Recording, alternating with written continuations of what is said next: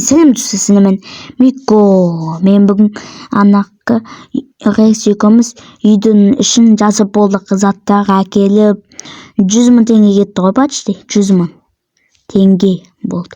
Міне есігі ашамыз, жабамыз, міне аяқ сүтетін зат сразу, міне кухня дәу, міне столдар, орындық, стол, міне жұмсақ.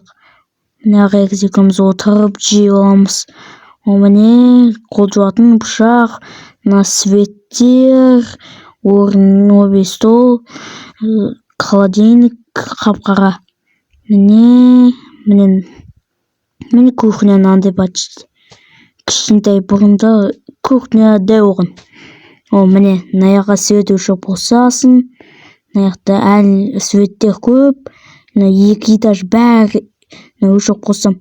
Міне мына білесіңдер, өшіп қосам бәрі жақ өшеді.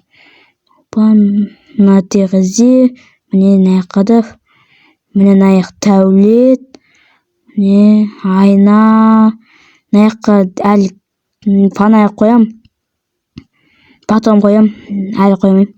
Міне тәулет, шабра, бумага, айна, қол жуатын, душ, жақ, нормально. Міне қазір свет қоя салам, потом фонарьды. Міне мына Рекстің бөлмесі.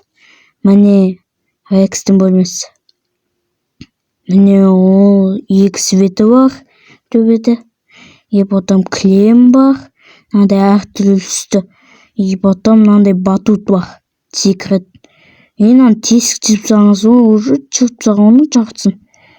Ё-моё. Міне балкон. Міне мына балконда да светтер бар, 2 свет. Міне мынандай көшелер көріп. Танысып алу керек көшелермен.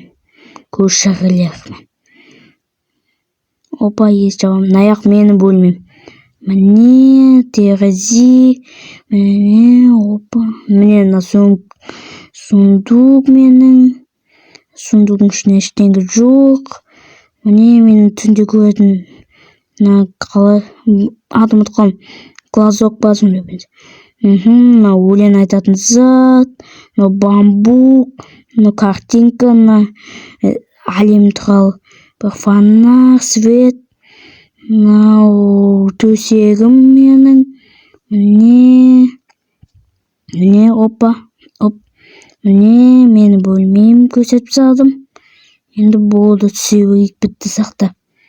Жарат, сендермен Мико болды, Рекс болды. Пока-пока.